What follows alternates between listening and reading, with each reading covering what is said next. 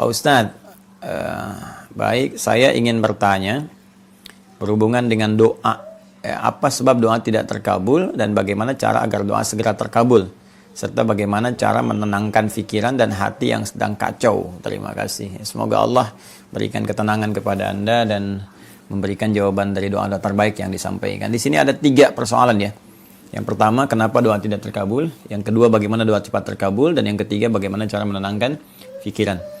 Ya, penyebab doa tidak terkabul, teman-teman sekalian, kita bisa lacak di salah satu hadis Nabi Sallallahu Alaihi Wasallam ketika beliau menerangkan tentang seorang lelaki yang menempuh perjalanan panjang. Ya, saya bacakan hadisnya. Qala Rasulullah Sallallahu Alaihi Wasallam, langsung ke intinya. Tsumma dzakara rajula ya yutilus safara as'atha aghdara. Kemudian Nabi menyebutkan seorang lelaki yang menempuh perjalanan yang sangat panjang sampai dia berdebu, artinya menempuh perjuangan yang luar biasa sampai melewati berbagai medan, kan? Yamud yadayhi ila sama, mengangkat tangannya ke langit, fayaqulu, maka dia menyebut ya Rab, bermohon dengan al-asmaul husna. Ya Rab, ya Rab. Dia tempuh 3 hal ya. Dia tempuh 3 hal. Satu, yaitu menempuh perjalanan panjang untuk berdoa. Sedangkan di salah satu keterangan, doa orang dalam perjalanan itu cepat dikabul. Yang kedua, yamudu yadayhi ila sama, dia mengangkat tangannya ke langit. Sedangkan mengangkat tangan bagian dari hal yang memudahkan doa terjawab. Ada hadis lain mengatakan innallaha hayyun karimun. Sungguh Allah itu hayyun, maha pemalu, karimun, maha mulia. Dan akan merasa sangat malu kalau tidak mengabulkan doa orang yang mengangkat tangannya. Ya, ketika ditanya oleh seseorang, ya Rasulullah, ya apakah doaku, kurang lebih bahasa kita ya, terkabul dengan mengangkat tangan ini bermohon kepada Allah? Ya, maka Nabi balik bertanya, bagaimana jika ada seorang menengadahkan tangannya kepadamu dan memohon sesuatu, apakah engkau akan berikan? Ya, kata dia, aku malu kalau nggak ngasih. Maka kata Nabi, komen Nabi pertama, innallaha hayyun karimun. Sungguh Allah lebih pemalu daripada engkau, lebih mulia daripada engkau. Allah sang pencipta dan sangat merasa malu jika tidak mengabulkan permohonan hamba yang tengah menengadahkan tangan kepadanya. Ini hadisnya sahih, ya kan? Akhirnya yang ketiga adalah menggunakan al-asma al-husna. Ini kaidah yang ada di Quran surah ke-17, Al-Isra ayat 110. Qulid Allah awid ar-Rahman ayyama tad'u falahul asma al-husna. Sebut nama Allah kalau Anda punya persoalan, minta bermohon kepada Allah, sebut namanya, atau Ar-Rahman, atau juga falahul asma al-husna, maka cari nama Allah yang sesuai dengan kebutuhan kita. Maka disebut dengan al-asma al-husna. Misalnya kita butuh rezeki, sebut Allahur Razzaq, gitu kan? Dan kita butuh ilmu, Allahul Alim, ya Allah. Ya, butuh kesabaran, Allahus Sabar. Atau misalnya secara umum, kita ingin minta dengan menyebut nama Allah yang berjanji memberikan kebutuhan kita, merawat kita, maka sebut namanya Rabb.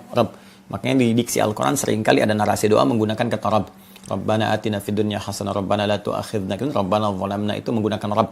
Karena Allah berjanji dalam Al-Quran saat kita masih dalam kandungan usia 4 bulan, berkomitmen dan memohon kepada Allah, Allah mengatakan dengan kalimat Rabb, ingin memenuhi kebutuhan kita, sepanjang kita pun komitmen untuk mengesahkan, mentauhidkan Allah Subhanahu wa Ta'ala.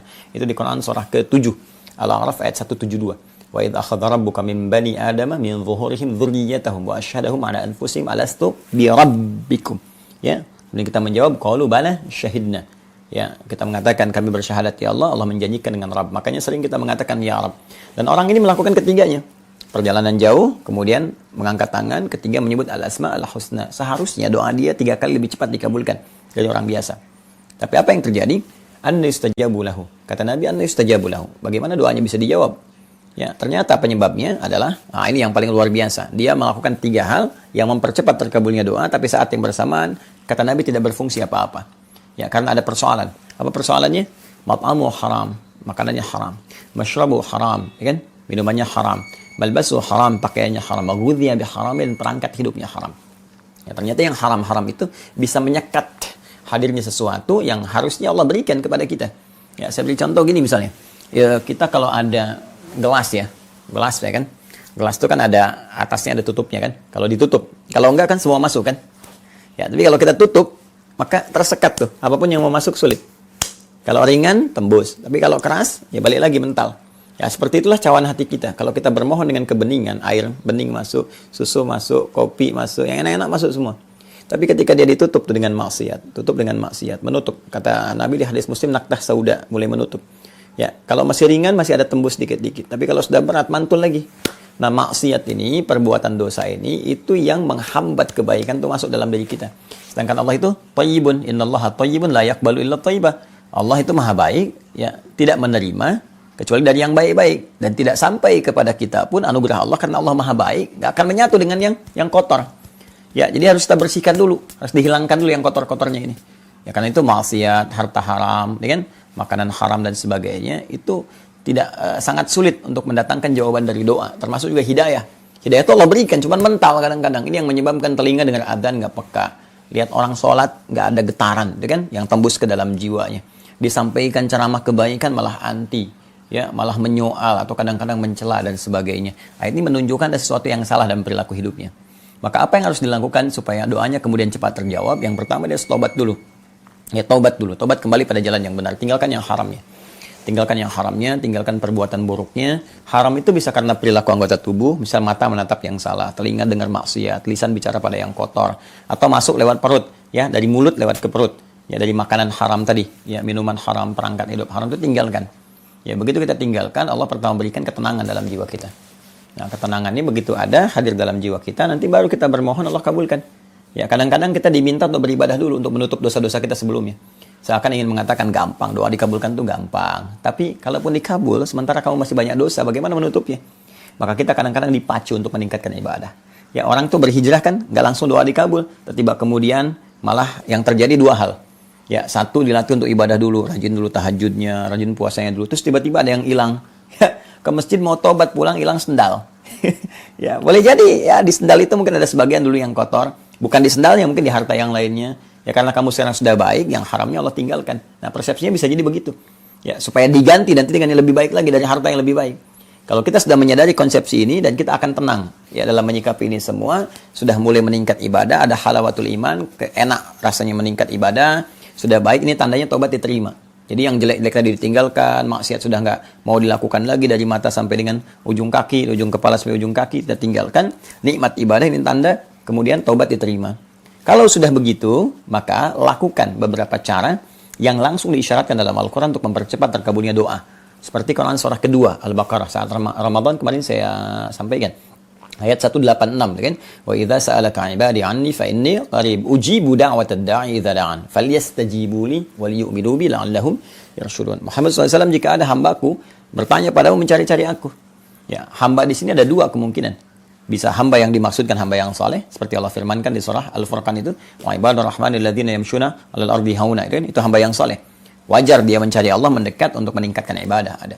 Yang kedua hamba yang salah, yang di surah Az-Zumar itu, surah 39 di ayat 53. Ya, wa qul ya ibadiyalladzina asrafu 'ala anfusihim la taqnatu bir rahmatillah. Katakan Muhammad SAW pada hamba-hambaku yang banyak berbuat salah dalam hidupnya, dia jangan putus asa dari rahmatku. Sepanjang dia mau kembali kepadaku, aku terima dia. Innallaha la yaghfiru dzunuba jami'a. Ya, innallaha yaghfiru dzunuba jami'a. Allah akan ampuni dosa-dosanya. Sungguh Allah akan mengampuni seluruh dosa dia sepanjang dia mau bertobat kepada Allah. Ya, maka apa yang harus dilakukan? Dua hamba ini ketika mencari Allah, yang satu meningkatkan amal saleh, yang kedua tobat dari salah. Ya, begitu dia bertobat, selesai itu tadi, maka apa yang harus dia kerjakan? Kata Allah langsung dijawab sebelum bertanya. Uji budang watad da'i. Pasti mau minta, pasti mau doa. Yang soleh minta surga, kan? Yang salah minta penerimaan tobat, minta rahmat, minta kebaikan, minta rezeki, minta macam-macam. Kata Allah, uji budak wa tadda'i idza da'an. Aku pasti akan jawab semua doa-doa hambaku, baik sekarang, nanti, ataupun saat dia kembali kepadaku. Kalau belum itu layak untuk dia dapatkan di dunia, Allah akan berikan di akhirat. Allah mengabulkan apa yang dibutuhkan, bukan apa yang diinginkan.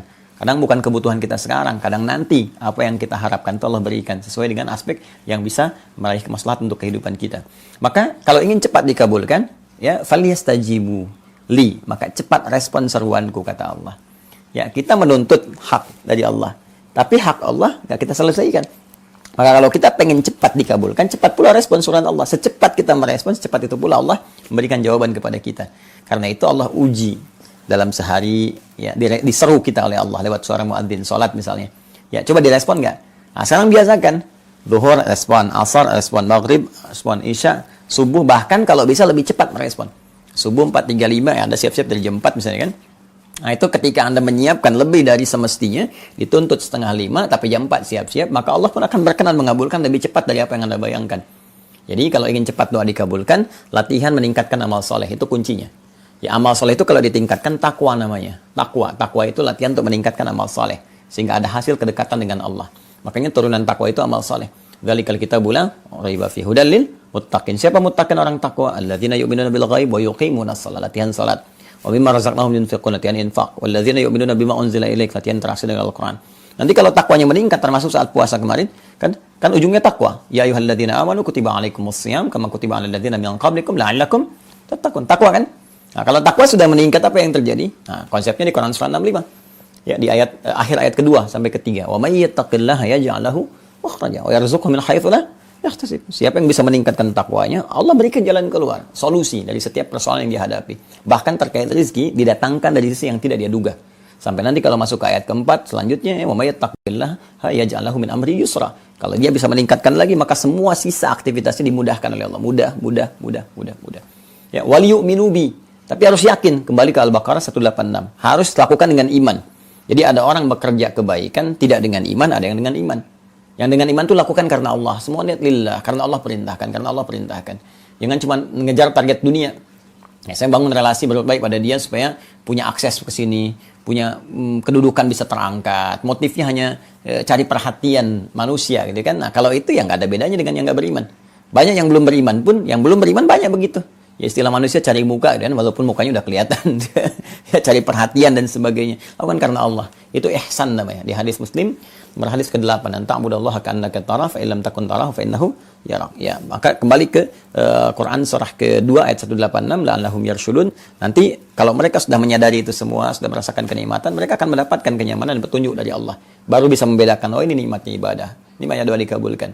Jadi satu taubat dulu, yang kedua tingkatkan amal saleh, terus lakukan dengan yakin iman kepada Allah, dan lihat nanti perubahan apa yang terjadi. Ya. Dan yang terakhir, bagaimana menenangkan pikiran dan hati yang sedang kacau. Baik, saya ambil ke sisinya dulu ya, ke sisi ketenangannya dulu. Quran surah 13 ayat 28. Nggak ada cara lain menenangkan jiwa kecuali dengan zikir. Ala bidzikrillahi tatma'innul qulub. Kata Allah, ketahuilah, yakinkan pada dirimu dengan meningkatkan zikir kepada Allah, itu akan berdampak pada ketenangan hati. Zikir itu segala aktivitas yang mengingatkan kita dengan Allah. Ya, karena itu doa itu disebut zikir. Quran surah ke-7 ayat 205. Wadhkur rabbaka fi nafsika tadarruan wa khifatan wa dunal jahri minal qaul. Ayo kamu berdoa kalau punya masalah, sebut nama Allah. Tapi segenap jiwamu, jangan cuma di lisan, segenap jiwamu dengan khusyuk, dengan penuh harap. Makanya saat berdoa kita cenderung tenang, walaupun solusi belum datang pada saat itu, tapi ketenangan ada. Karena tertumpahkan apa yang dirasakan, ya keluar dari keadaan jiwa kita. Maka tapi minta sepenuh jiwa supaya merasa lebih nyaman. Ya, kemudian baca Quran itu zikir. Quran surah 15 ayat 9. Inna nahnu nazzalna dzikra wa inna lahu lahafidhan. Kami telah turunkan Al-Quran sebagai zikir. Jadi kalau sedang tidak tenang, ya alih-alih melakukan hal yang tidak positif, lagi bikin status yang enggak jelas, lebih baik wudu, buka mushaf, ada kiblat, itu ada ketenangan. Ya, kemudian ya kalimat thayyibah, sebut misalnya subhanallah, alhamdulillah, zikir, Allahu akbar, astagfirullah, istighfar, rabbana la tu'akhidna in nasina wa akhtana, ya rabbana zalamna anfusana, ya rabbana, misalnya apa yang kita bisa sampaikan, mohon kepada Allah dengan zikir-zikir terbaik, atau subhanallah, alhamdulillah, Allahu akbar, istighfar, astaghfirullah. Nah, itu termasuk zikir. Quran surah keempat ayat 103. Fa idza qadaytumus salata fadhkurullah. Jika Anda telah tuntas mengerjakan salat, berzikirlah kepada Allah. Kita ucapkan subhanallah, alhamdulillah, Allahu akbar. Itu memberikan ketenangan pada jiwa. Boleh saat gelisah pun kita sampaikan itu. Dan puncaknya salat. Ya, karena salat itu puncak dari zikir. Istighfar ada dalam salat, subhanallah ada di salat, alhamdulillah ada di salat, Allahu akbar ada di salat, ngaji ada di salat, ya doa ada di salat. Yang semua tadi ada di salat. Ya, makanya ketika Anda menunaikan salat itu bagian dari zikir. Quran surah ke-20 ayat 14. Innani anallahu la ilaha illa ana fa'budni wa aqimis salata li dzikri. Saya Allah, enggak ada Tuhan selain saya, kata Allah. Ya, maka buktikan engkau menuhankan aku dengan menyembahku. Caranya tunaikan salat sebagai zikir kepadaku. Jadi ambil wudu, kemudian setelah itu kita salat, kalau bisa ke masjid, salat 2 rakaat tahiyatul masjid, ya, atau misalnya salat wudu sesuai misalnya waktunya, bisa duha atau yang lain, tunaikan dan penuh harap kepada Allah. Itu cara terbaik untuk menenangkan jiwa. Jadi 3 ini kita simpulkan, setelah taubat kepada Allah, tingkatkan amal soleh dan perbanyak zikir dengan menunaikan amal soleh tadi. Nah, semoga dengan itu insya Allah terlengkapi dan diberikan kemuliaan oleh Allah Subhanahu wa taala.